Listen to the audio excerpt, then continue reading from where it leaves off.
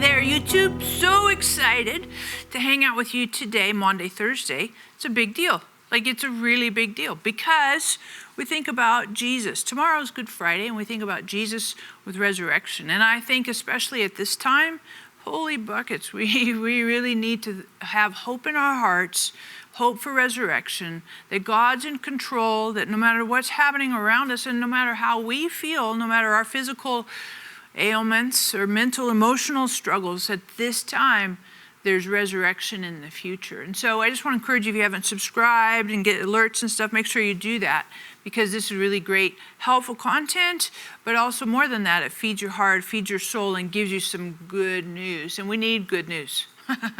We desperately need good news in this season at this time. And I'm thinking about really what Easter means. And when we think about Easter, we know that it's Jesus raises from the dead.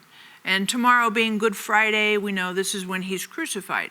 But I want you to consider that Jesus' resurrection was actually the second resurrection. And where we're at today is kind of in the middle. You say, what do you mean by the second resurrection in the middle? Because what I'm telling you is Jesus raised Lazarus from the dead shortly before his own death and resurrection. So here in the middle, we're at the intersection. We're in the middle of Lazarus being raised from the dead, as well as Jesus being raised from the dead. And I want to encourage you today, and you're like, well, that's pretty interesting. And if you think about it, you might consider looking at John chapter 11 and John chapter 12. Because John emphasizes, the book of John, Gospel, emphasizes Lazarus' resurrection. And I think this is very hopeful to us, because on a personal level, if you go back and you look for God's fingerprints and work in your life, and God's plans and purposes in your life, in your history, go back and take an inventory of God participating in your life. When did he rescue you from a broken relationship? When did he provide for you in a supernatural or unexpected way? When did he open a door for you, an opportunity that you didn't necessarily deserve, or you didn't necessarily earn, or it's like, wow, that just fell into my lap? And go back and recount. It's very important, especially right now, that we go back and feed on the faithfulness of God, because God has been faithful to us. And because that's who God is, God's character, we can take that to the bank, that God is continuing to be faithful to us. No matter what we see, no matter what we hear, no matter what's going on around us, no matter what's happening in our nation, God is faithful. And our confidence and our security and our trust has to be in the faithfulness of God. Because if we put it anywhere else, family, you know this, it's sifting sands. I mean, seriously, anything but confidence in God can be very insecure and unstable, particularly at this time.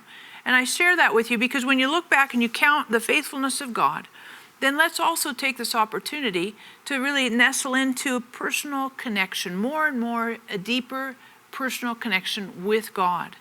And it's interesting because Paul talks about this. He says, we share in the suffering of Jesus' resurrection. We fellowship with Jesus' suffering. And we celebrate the resurrection, but there's tremendous potential for fellowship when we think about Jesus' suffering. And I say that because this is the time, Maundy, Thursday, Good Friday. This is the passion of Christ. And in this season, Jesus relates to suffering that we might be going through, our nation might be going through.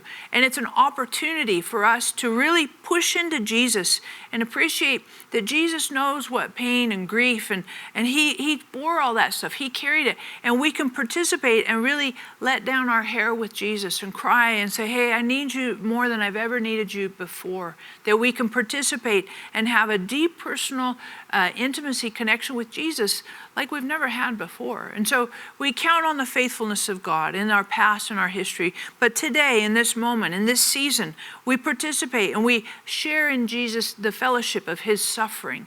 But also we anticipate that resurrection is coming. Resurrection is coming, family. There's a new day. There's a new hope.